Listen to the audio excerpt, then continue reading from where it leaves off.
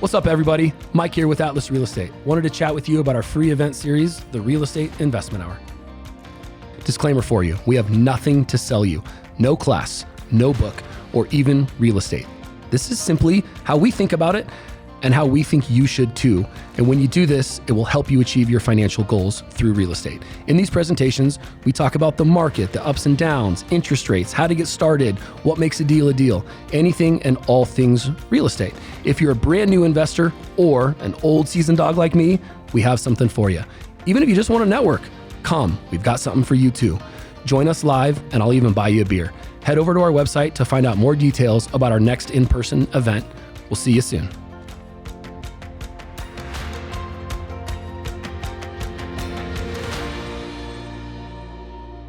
Thanks everybody for coming. My name is Mike Hills.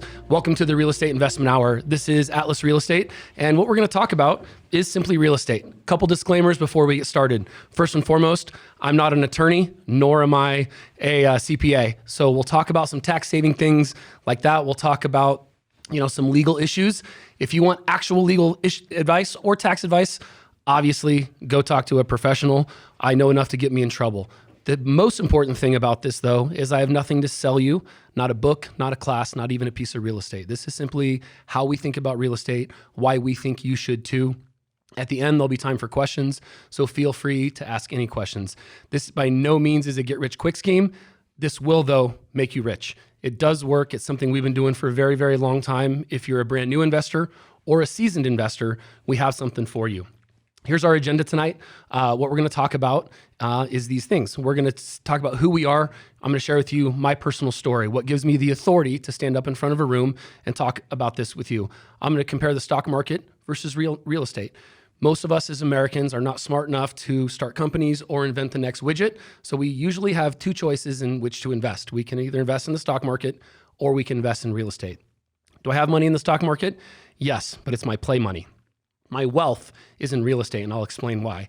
I'm going to show you real deals, numbers comparisons, things that we're actually doing right now, what we're seeing in the market. The market is scary right now. Interest rates are rising. We're going to talk about that and what that could mean for the future, both short-term and long-term. We're going to talk about what to look for in a deal. When I look at a deal, what makes it a deal? What makes it something that we're willing to buy? We were out in the room before this started in the foyer talking about some deals in another state and why we like them, and are they a good buy or are they not?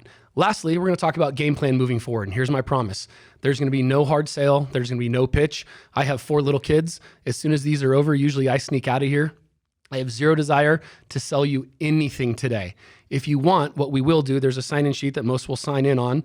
We'll call you later, and if we'll get together and talk about you, talk about what you're trying to accomplish, where you are in your life right now, and I'll even pay for it. Buy you lunch, buy you dinner, buy you a cocktail, buy you coffee, whatever it is. Simply talk about you and what this could mean for you, because we treat real estate a little bit differently. So here's me. I have 4 little kids. My wife and I, our oldest is 11. Our youngest is 4. So we have girl, boy. They all have Z names, which is actually really fun. So anytime I call one of them, I usually have to say all 4 of their names to get them right, when they get in trouble. But what I did is thought through this and what is my why? You guys all came and I would ask you, and you don't have to respond, but what's your why? Why'd you spend your Tuesday evening? Why'd you come out in the rain? Why'd you come out when there's an Avalanche Western Conference Finals game on right now? Come and spend time with me talking about real estate. What is your why? And think through that. And what are you trying to accomplish through real estate? For me, I was born in a trailer and I didn't want that same life for my kids. I had the good fortune to go to the University of Denver. When I went to DU cost about $20,000 a year. Today, DU is about $70,000 a year. Now, I don't know if you're Bernie Sanders fans, but I don't think college will ever be free, not at least the way, our politicians want us to think that it is. So part of my why is I wanted to send my kids to college, and I did it through real estate. So I'll explain a little bit more about that. But back to me, I run our brokerage. So I was a broker for a long time. We have offices in 7 states right now, and I am our head of brokerage. So think of it as head of sales. So it's my job to figure out, are the markets good? Should we invest? Where do we invest? Why do we invest? What makes a deal? And why should you trust us and spend your money? And that's what we spend a ton of time talking about. I have a passion for teaching and coaching. In light of the violence that's been happening in our world right now, one of the things that I've done for a long time is I worked with a company called Rachel's Challenge. Rachel Scott was the first girl killed at the Columbine High School shooting. I've traveled all over the country and I think 4 different foreign countries speaking about the Columbine High School shooting, which is a message of kindness and compassion. This presentation was born out of my love of real estate and my love of public speaking. So I figured I'd just be lazy and invite everybody to one room and I'd have to say it one time. And that way, if you guys want to talk about you later, we can do that. So that's what this came out of. So welcome. And again, thank you very much. I promise this will not be a hard sell. At no point are we trying to talk you into anything. So for those of you that have kids or were kids, which we all were, or went to college or have grandkids, most college savings plans are done through what's called a 529 plan. 529 plan is a government-sponsored college savings plan where you take your money, you take after-tax dollars, and you put it into a college savings plan, which is awesome.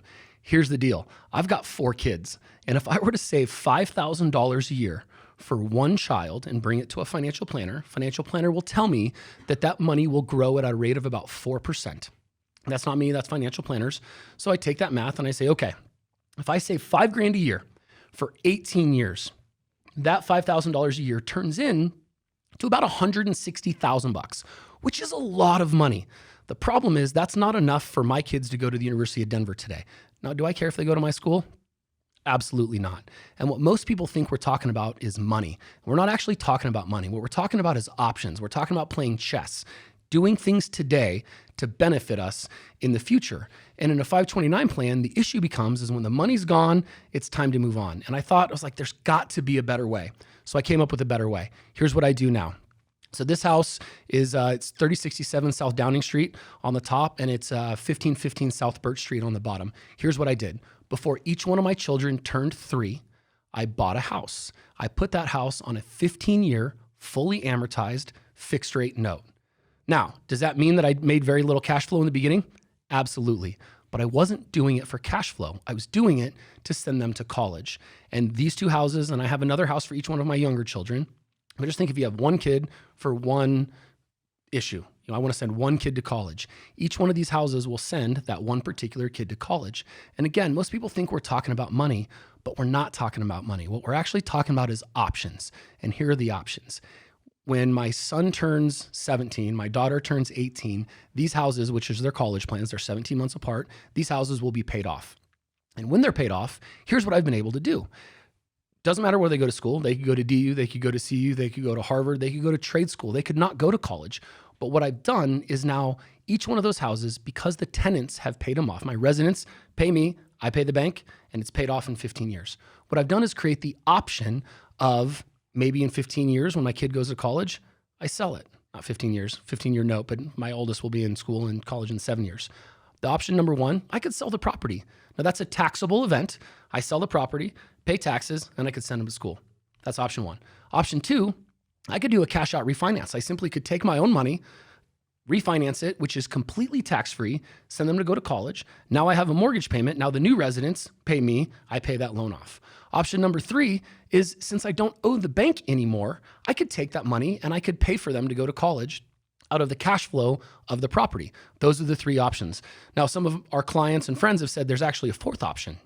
I was like, I don't know what that 4th option is, because we have friends in Denver now and people that work for Atlas that their kids are grown, but their kids can't find reasonable housing because housing is so expensive. Well, their houses are paid off, so now they let their kids move into the houses that were designed for them to go to college, which they didn't need. So it becomes a livable housing for a 25 or 26-year-old that's trying to get their feet on the ground in a city like Denver when it's so crazy expensive.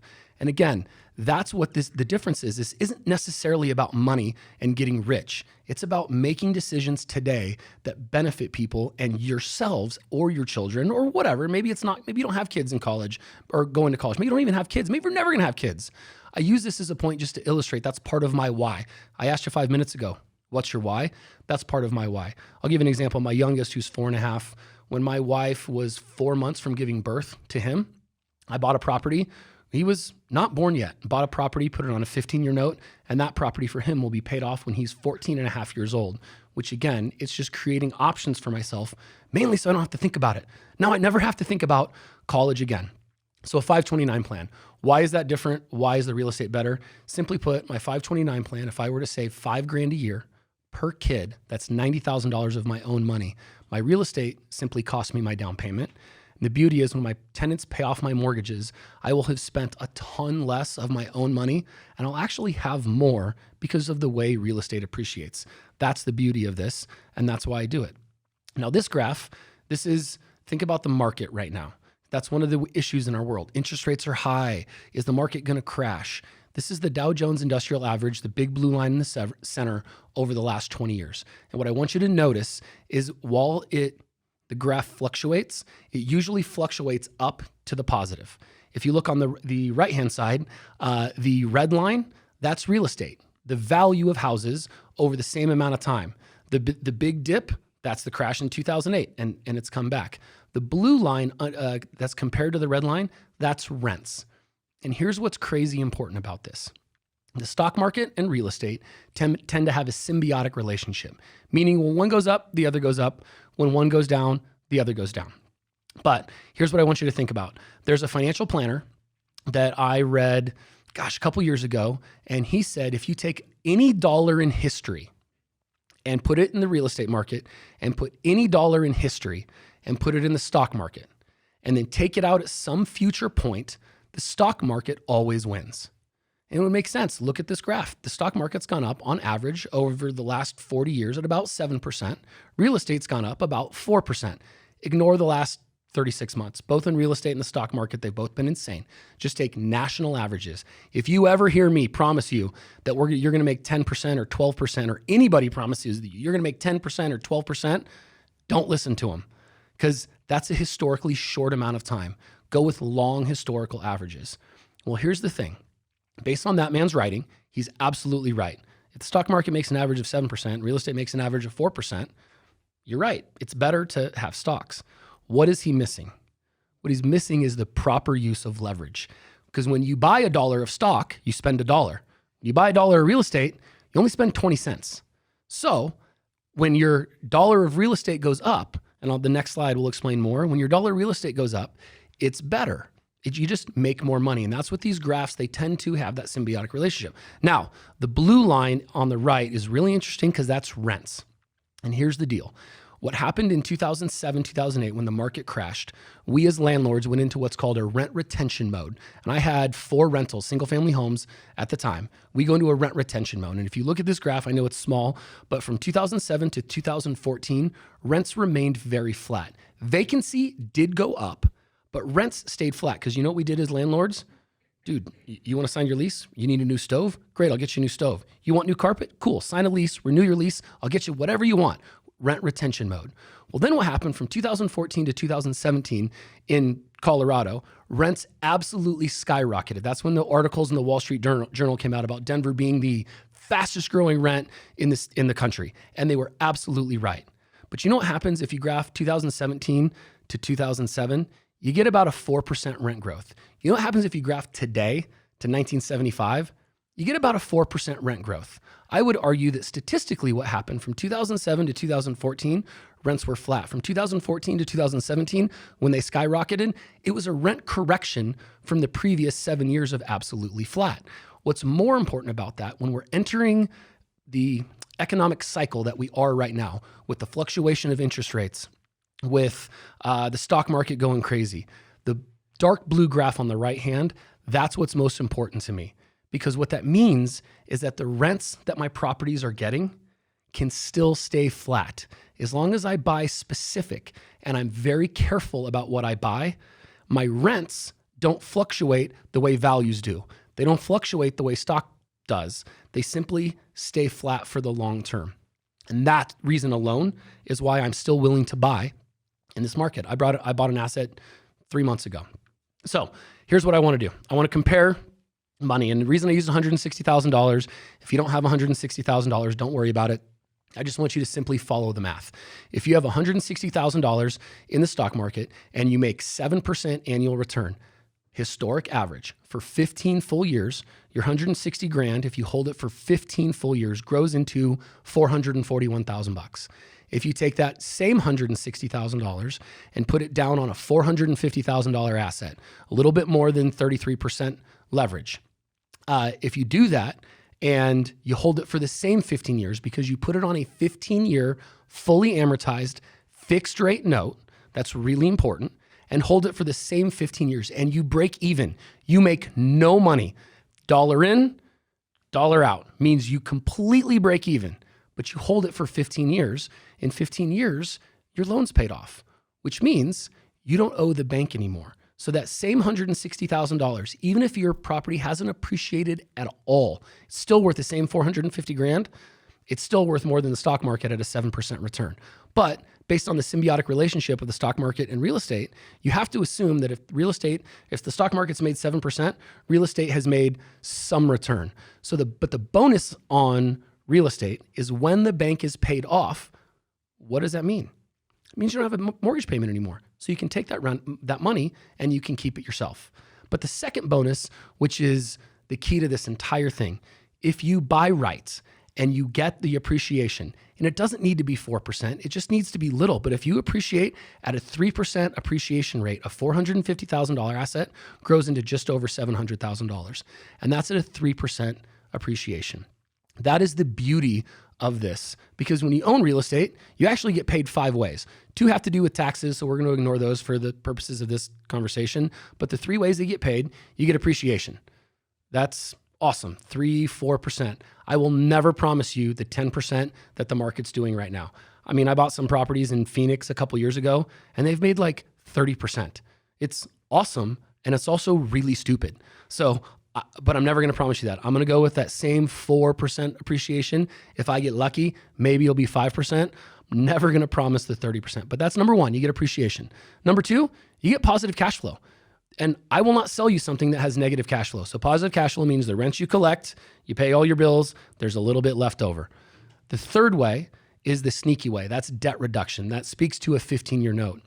When every time your resident pays you, you pay the bank, that means they're buying a little bit more of your asset for you. And if you do that over time, that's how you grow wealth. Through the appreciation, the debt reduction, the cash flow is what you can live on in the middle. That is the beauty of this, and it does work. Is it sexy?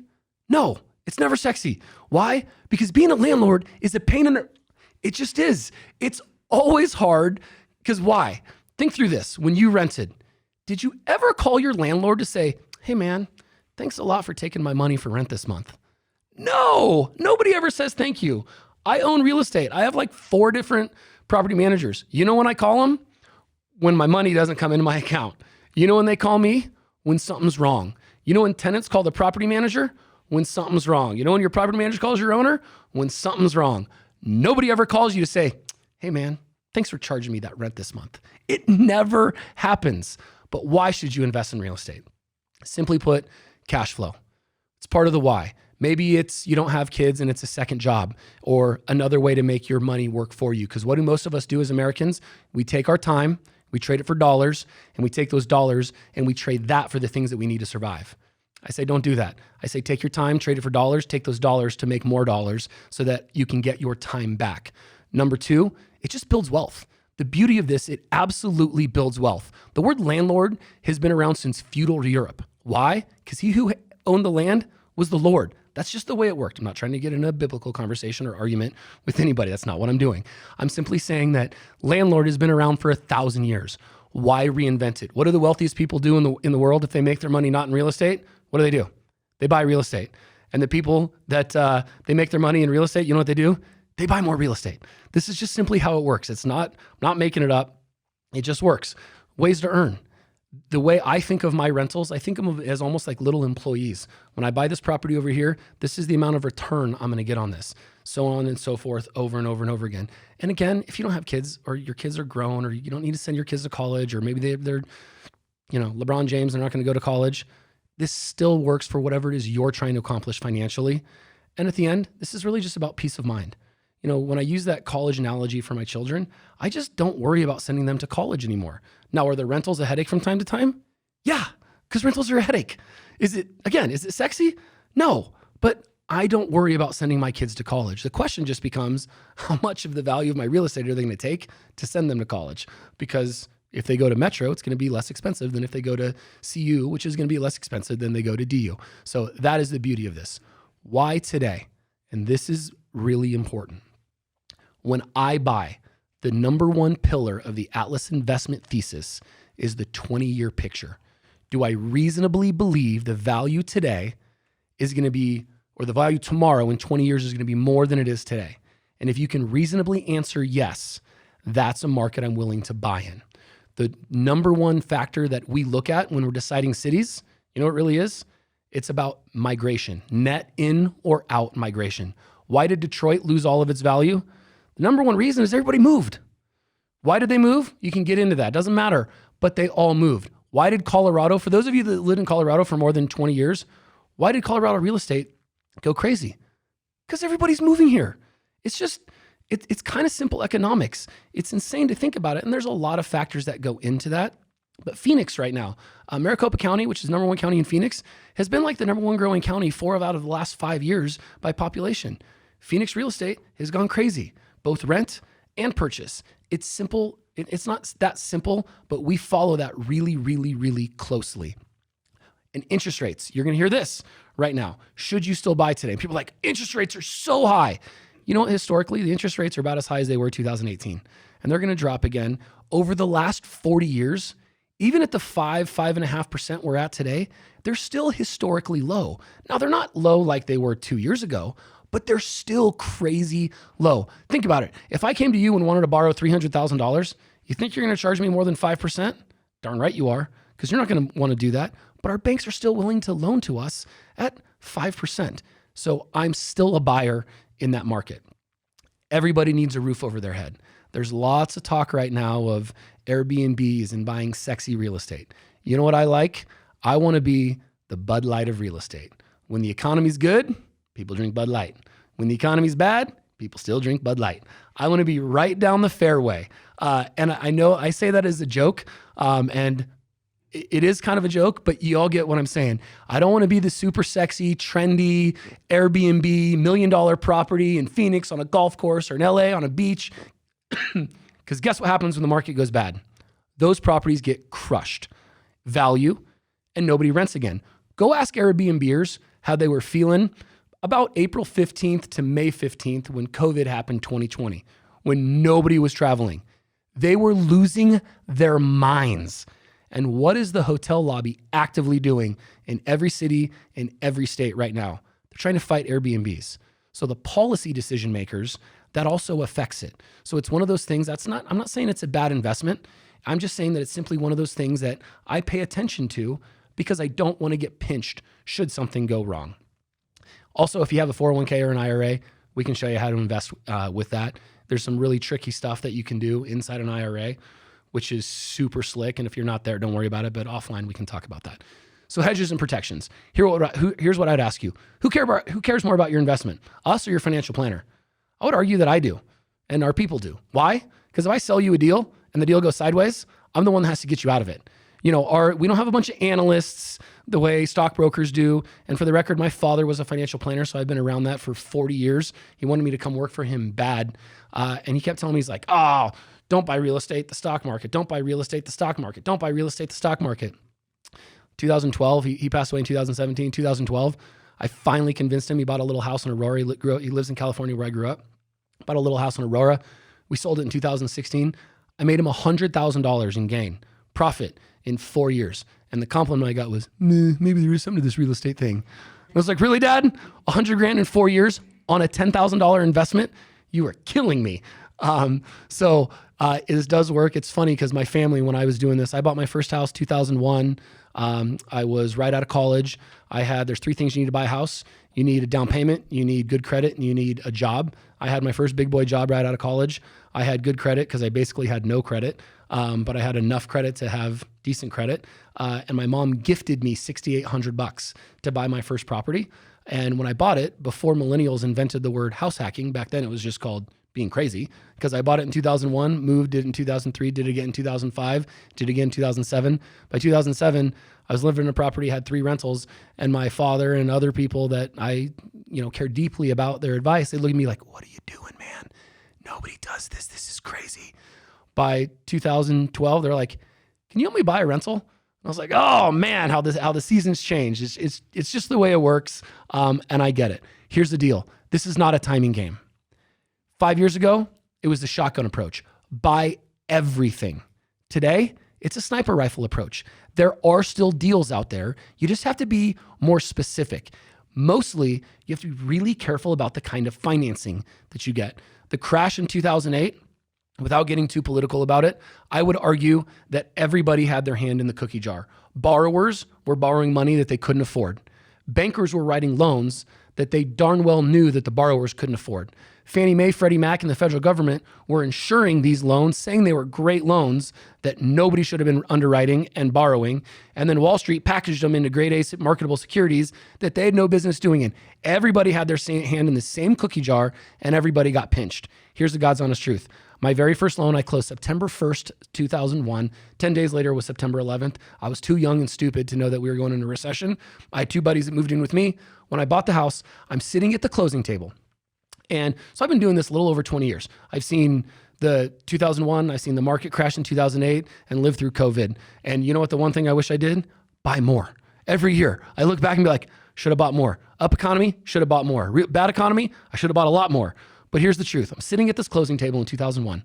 And my lender, I'm signing, the 400,000 pages of documents you have to sign. It was an FHA loan, 3.5% down.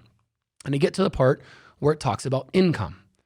And it said, and mind you, I graduated college June 9th. I had my first big boy job, started July 2nd. Most jobs keep 2 weeks in arrears on your paycheck. So I got my first paycheck July 31st. Then I got paid on August 15th and August 31st.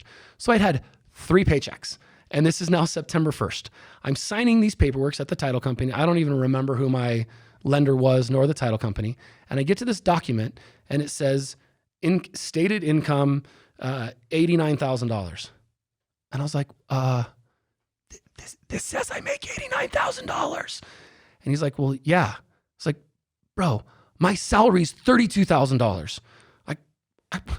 This is a lie. And he goes, well, it's a stated income loan. And I was like, what does that mean? He goes, well, you state your income, you sign it on the dotted line, and we give you the loan. And I was like, that's stupid. I'm 20, I just turned 23 years old. It's like, who made these rules and what is happening? So when I say that I think everybody had their hand in that cookie jar, 7 years later, everybody had their hand in that cookie jar, including me. Here's the difference. I was like, y'all are dumb. Sign away. And 2 years later, I did it again. And 2 years later, I did it again because those were the rules. And you know what I should have done? I should have done it 15 times every year because those were the rules. Now, you can't do it 15 times. There is some legality. You're supposed to live in the house for 12 months. And I did. But I lived in the house for like 30 months and 26 months and 38 months. I should have done right at 12 months, do it again. Right at 12 months, do it again. But nobody told me how to do this. Now, you can't get away with that stuff. And it was totally legal. It was insane, but it was totally legal. And I lived through that. And I remember thinking, why on earth would you do this? But I had intent from the very beginning to turn them into rentals. I knew what I was going to do. Now, I didn't know how I was going to do it, and I didn't have any advice. And I have a story that I won't share on. We're recording for a podcast. I will not share the story because my wife may hear it and then she'll get mad at me. But the truth of the matter is, I was like, oh my gosh, this is the dumbest thing ever. The fact that this is totally allowed on a stated income loan. And that's just the way it was, the wild, wild west of lending. And you know what? If I could do it again, I would absolutely do it again because I didn't do anything wrong. I played by the rules. Here's what happened. I learned the government's rules. I just played the rules better than they do. It's really that simple. So here's the deal. What can we do for you? When I say we're full service, now again, I'm not a lender. I do not lend you any money. We go out, we find the deal, we talk to our local property management team, we underwrite the deal, and then if you want us to, we'll manage the deal. If you want to be your own property manager, go for it. I'll give you the leases and all the paperwork and all the stuff that you want to use. But what we do, if you want us to, is we'll manage the deal. And the beauty is, if you have, if you want to buy real estate in Minneapolis, I don't have a presence in Minneapolis, but I have partners that I can connect you with, people that I know and trust that are in the industry. But that's what we do. This picture actually was taken when I was teaching a class up at the University of Colorado, and I didn't even know they took this picture, and I saw it, and one of our guys put together the presentation. I was like, where did you get that? That's a sweet picture. I wish I could be a professor. That'd be so much fun. So here's the deal, financing options. We do have a lender that we're done when she'll get up and she'll speak a little bit to you. She's number one lender in Colorado. But one of the fun things about lending, when you buy rentals, the tenant rents count towards helping you qualify. And if you take my situation, I have multiple rentals in multiple states. I don't make enough money to afford every single one of my mortgage payments on my own. But what I do is I have leases in place. So the leases cover that mortgage. And that's how you grow and get qualified, because the lease covers the amount that you pay. And if you're making money, then the bank will actually count some of the income that you're making on the lease to help you qualify for the next property. The ownership options, when you buy a house and live in a house, you actually can put less money down. That's the beauty of house hacking, which is the next one. And that's what I did. 2001, I bought, put as little money as down as possible at 3.5% down. I lived there for, I want to say like 30 months, moved in 2003, beginning of 2004, something like that. Did it again, put 3.5 to 5% down, did it again, and did it again. Now, back then, people just called me crazy. Millennials had invented the word house hacking, but house hacking is just simply this idea of moving into a property, putting as little money down as possible. And if you'd like, you don't have to do it this way, but what I did when I bought that first house, I had two buddies move in with me. And then when I moved, those two buddies moved with me to the next house, and then I rented the house on a lease to somebody else, and I did it again and again and again. And I did it for my first 3 rental properties. And that's the concept of house hacking. And it's a beautiful way, because you know what most of us don't have? A ton of extra money. If you're sitting on a couple $1,000,000, you're probably not coming and hanging out with me on a Tuesday night. That's just a fact. That's just the way it works, which is totally fine. But if somebody comes to me and they're like, I've got 50, 75 grand, if done right, that money can buy you 2, 3, or 4 houses every 12 months, because when you sign on the loan paperwork, you're promising to live there 12 months. And you never do. You never lie to the federal government. Just a simple practice. I know that sounds crazy and some people smile, but I'm not kidding. If you say you're going to live there for 12 months, live there for 12 months. Just a little word of advice. It's just the easier way to do it. There's also some first-time home buyer programs out there. If you've never bought a property, you can actually be a first-time home buyer, and there's some really slick deals and ideas out there to help first-time home buyers buy properties. All right, property management, we'll get into this very, very quickly. I said earlier that property management is a headache. We built our own property management company inside Atlas. We're approaching 8,000 doors under management. We built it for owners as owners. Most of the property management companies that are out there aren't very good. I won't say that ours is perfect, because property management is hard, because you're dealing with humans. And you know what? Humans are hard. That's just simply the way it works. Coming out of COVID, I saw more crap than I've ever seen before, which I get. And again, we won't get into any kind of political, you believe in COVID or you don't, doesn't matter. But I will say that property management is tough. We've done some things inside our own property management to try to ensure that everybody's on the same page. Biggest thing that I can say that we've done is our property managers are basically paid a commission if their tenants pay rent. Why is that important? It's important so the property that you own, if she pays rent to the management company, then you as the owner gets paid, the Atlas property manager gets paid, and Atlas as a company gets paid. So it means that all of our interests are aligned. And your property manager, if she treats her resident with dignity, with respect, with kindness, takes care of their maintenance issues, it means that the resident is more apt to stay, to renew their lease, to pay their rent, therefore making your property management job or manager's job easier. Because why do most of us leave? Think about back when you managed, when you rented a property. You know why most of us leave? Because our property manager sucks. The owner shows up unannounced. You know what the number one is? The owner won't fix things when they break. I've had a stove out for 6 weeks. It's things like that. There are life circumstances, and people get jobs, and people get married, and people have kids, or people get divorced. Like, things like that do happen. But it's almost, I think it's like 60% of the time, the reason that residents move is they're mad at their property management company, therefore their owner, because the resident thinks of those people as the exact same thing. And it's usually because of a lack of maintenance, or they feel like they're getting gouged on rent. And so what we really focus on inside property management is treating our residents with dignity and respect. And we've learned over the years that if we do that, they're more apt to stay, renew their lease, and take care of the property, which is a big one. All right. So again, it goes back to your why. what can we help you achieve through real estate? And there's a bunch of different things on the list, but what I want you to think about, is it a second job? Is it a first home? Is it rental income? Is it diversifying a portfolio? Do you already have rentals and you want to maybe sell and do what's called a 1031 exchange, which is a tax deferral program?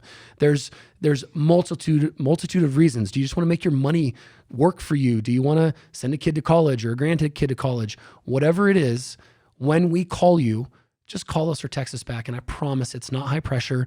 Nobody's trying to sell you anything that it doesn't fit. And here's the deal. There's never a deal that's a deal for you and not a deal for me. If it's a deal for me, it's a deal for you. If it's a deal for you, it's a deal for me. Now, we might be in different places financially now. So for me, I buy bigger deals today. Why? Because I've been selling my single family homes and buying bigger apartment buildings because I just have the capital to do it because I've been buying the single family homes for 20 years. And that's okay. But I will never tell you it's a good deal for you, but it's a bad deal for her. It doesn't work that way. If it's a deal, it's a deal, it's a deal. It doesn't matter who buys it. We believe it's a deal. That's the way we do that. And that's what we want to help you. We have a bunch of different presentations. We have a woman's event, which I've never actually seen. I believe it's this Friday. It's an awesome event for women, by women. One of the ladies that runs it is a divorcee that has 2 children with no help from a man, and she had to learn how to take care of herself and did it through real estate. We have House Hacking 101, which is just, if you don't buy a house, it's how to take a little bit of money and grow that wealth. We have apartment investing, a bunch of different presentations, just like this one. They're all free. No one's trying to sell you anything. This is just who we are. With that, I'm going to close. There's a bunch of, I don't have any social media, so don't get mad at me for that. I say, log on to our Facebook page, and I don't even know what the Facebook page address is. Just teasing, I know what it is. But follow us on Instagram.